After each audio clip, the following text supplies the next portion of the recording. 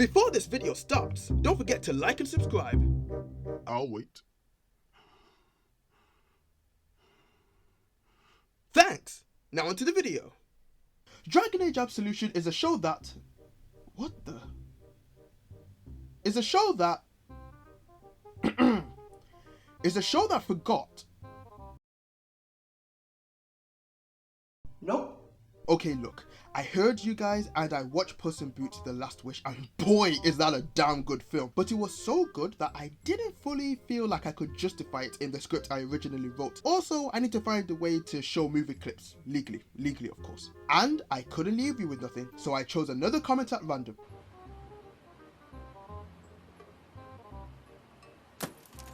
And here we are. Also, at some point in the future, I would try and get to as many of your comment ideas as possible. Now, please enjoy.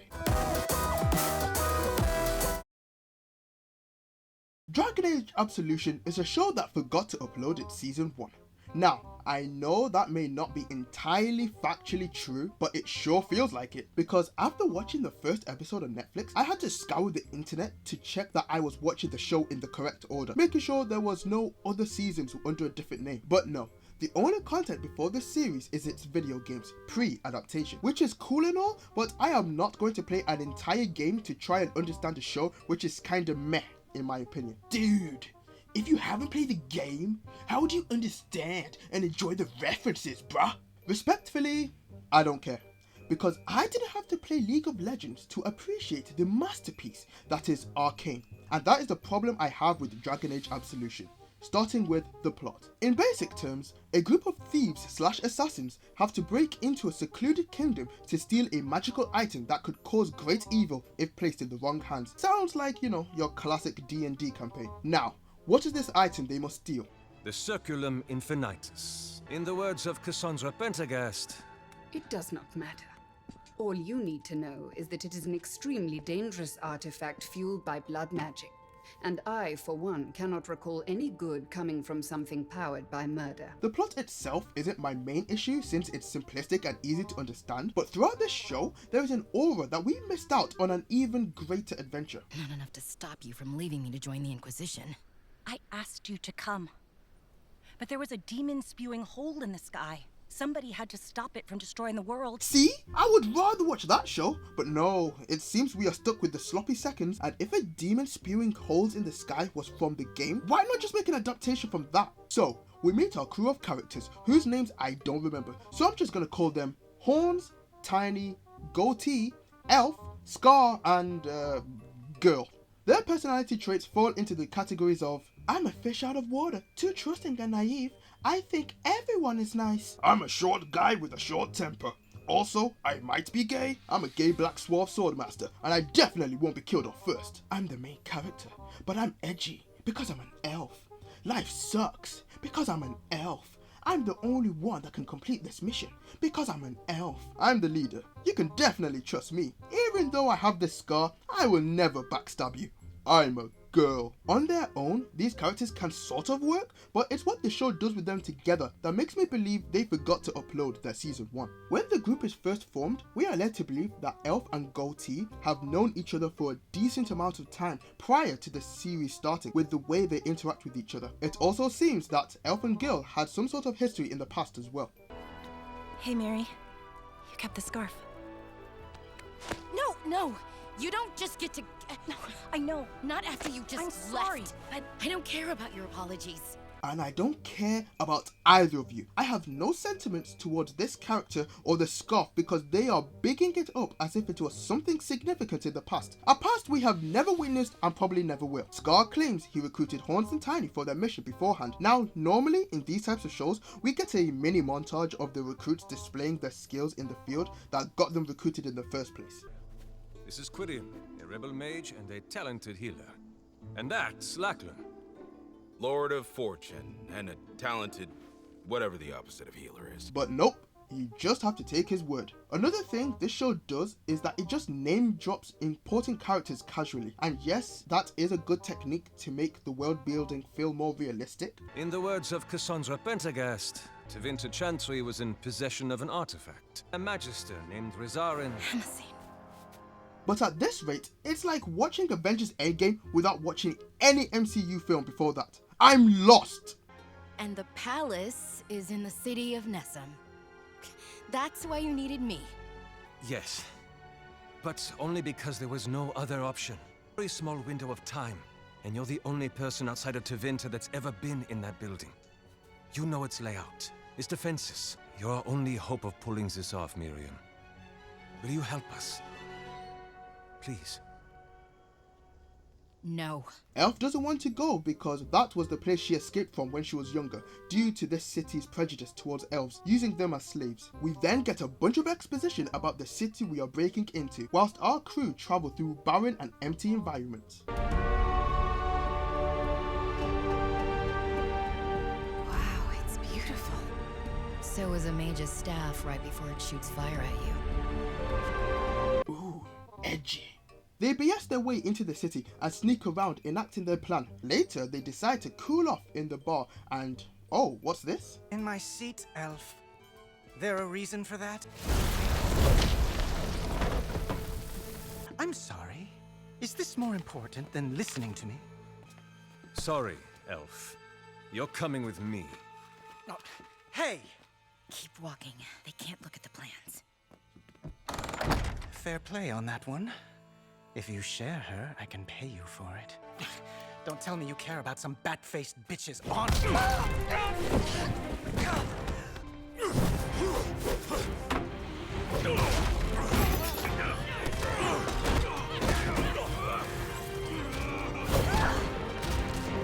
Bar fight, bar fight, bar fight, bar fight, bar fight, bar fight, bar fight, bar fight, bar fight. Surely this will build great camaraderie,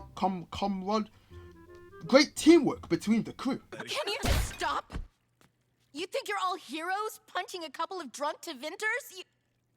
You think that did anything except risk our mission? You know, a thank you would be nice. Also, they are only fighting because they were helping you out. You nearly cost them the mission by having the only floor plans to escape routes just laid out in the bar, where anyone could see. Anyway, Elf breaks the bad news that the only way to get into the palace where the let's just call it an onion ring, where the onion ring is kept, is from the inside. Miriam found a way for us to get into the palace. The only way in. It's me. The inner one can only be opened from the inside. No, you do not have to do this. Oh, trust me. I don't want to, but you all stood up for me in the stupidest way possible, but you did it, and that means something. Besides, I really want that cheese farm. Another inside joke that could have been built up from an actual season 1. After sneaking around and killing a couple of the guards, Elf opens a secret door for the rest of the crew. Huh, that felt a little too easy. 50% of the mission is complete, but there are still 5 more episodes. I wonder how we're gonna drag this out. In episode 2, we are introduced to young Keanu Reeves and Attack Eyebrows. Man, look at those things. Even if you got it to work, you could never use it. It's powered by blood magic the Divine would never approve. And that's exactly why I'm doing this. If we can find a spirit that witnessed its creation, we can learn how it was made and how to modify it to our own needs. It is supposed to bring the dead back to life, Tasia, just as they were before. Maker's breath, don't you think that's worth investigating? Keanu wants to summon a spirit to learn more about the onion ring, and Eyebrows is against the idea because, you know, it could go bad. It goes bad.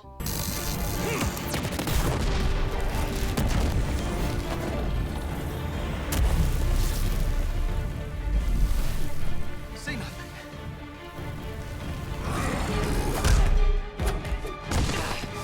Such power should never have been in mortal hands, but in my own. You should have kept running, demon!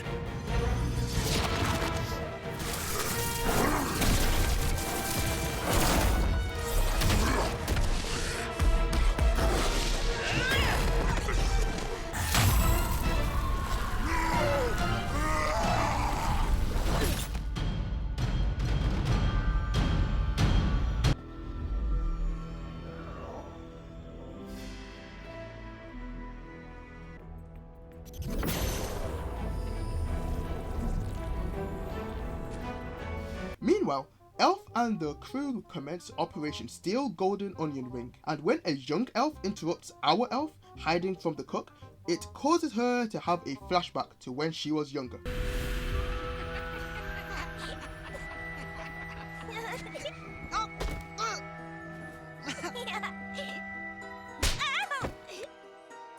A slave should never harm her betters. Damn, these are some evil people. She didn't even touch him. Eyebrows has a little chat with Keanu's bodyguard, Neb. I don't know the delicate way to bring this up, but I know you're loyal to Magister Amasine and that he thinks of you as family and... Eyebrows says that Neb and Keanu are as close as family.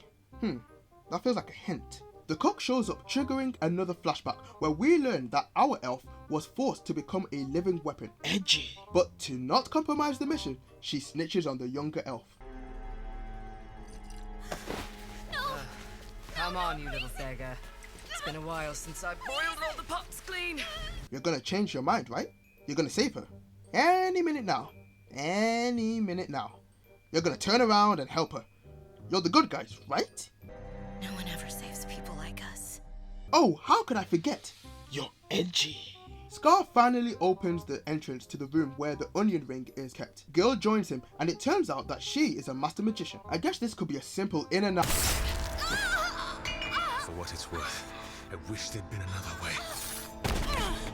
Oh, come on! You were so trusting. I thought you would never backstab anyone, and you literally stab her in the back. But on a real, what? Why? When was the roots behind this betrayal established? I know I've only shown you guys just clips, but that is legit how much they have shown of Scar being suspicious in any capacity. This is what I mean by I feel we are missing a proper season 1 or a prelude, because we don't know and don't learn his motives behind this betrayal. Is someone threatening him? Is his family held hostage?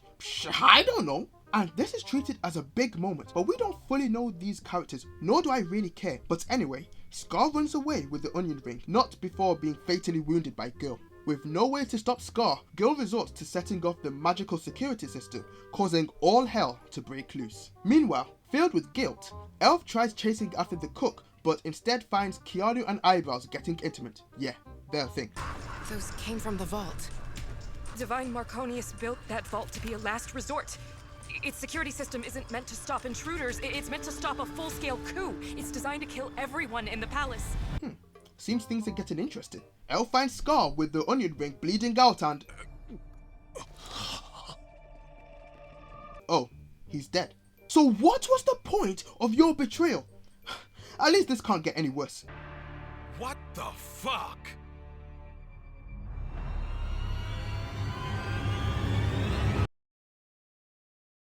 Thankfully, Goatee believes that Elf didn't kill Scar because I would not have lasted a whole episode of them not trusting her due to a misunderstanding, as it would have led to pointless squabbling.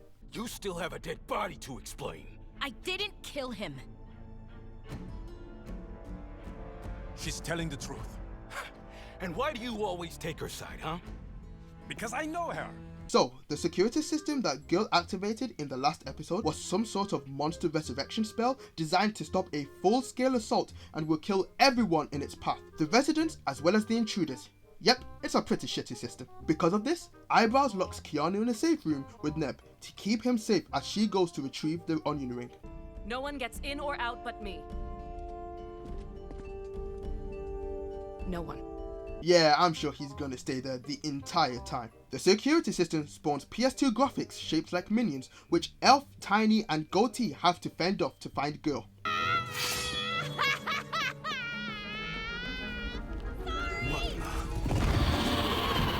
Oh shit.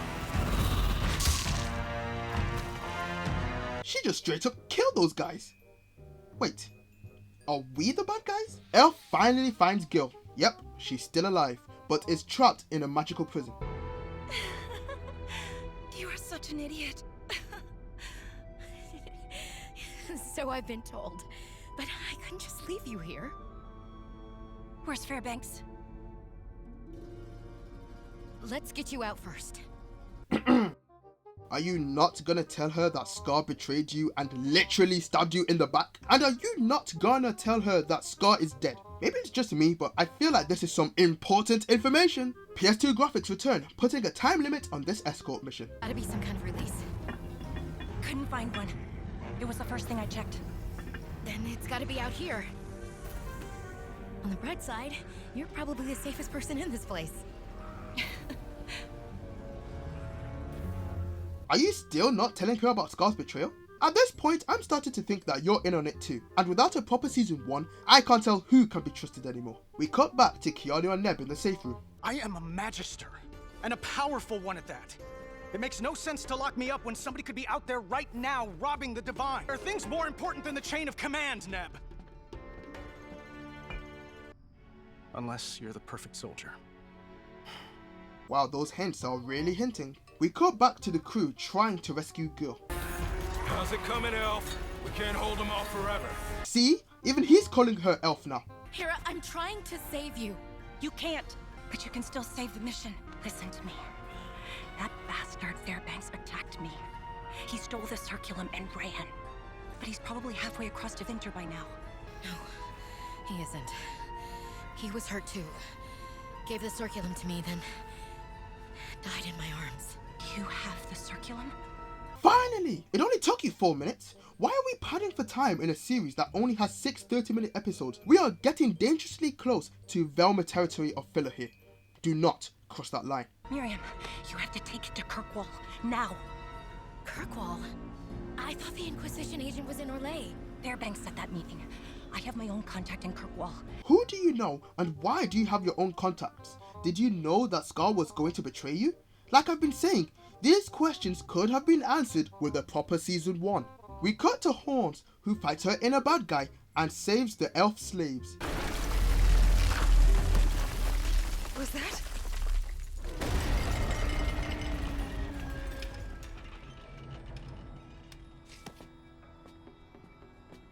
Neb, stand aside. If you want to protect me, then follow me. This way. The hints are really hinting now. What is that? What do you think?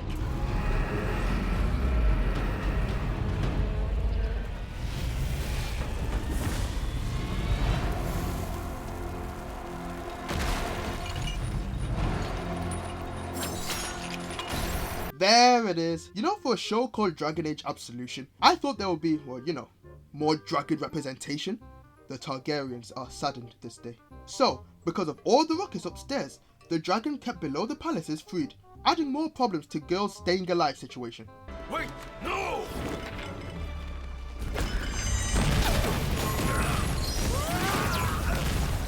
What are you doing? Saving you. Hera! Miriam, I'm sorry, but we have to go now.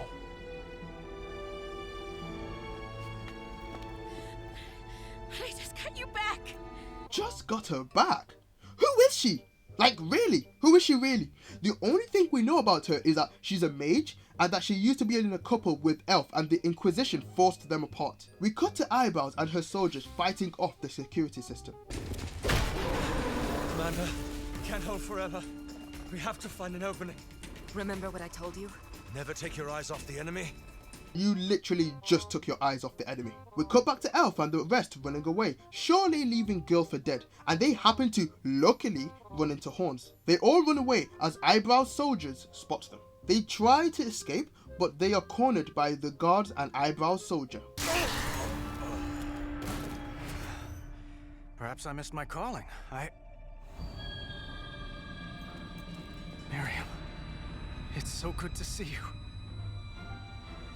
Welcome home, sister. Sister! But this video is taking longer than expected, so I'm going to split this review into 2 parts. Watch out for part 2 coming soon. Cola out.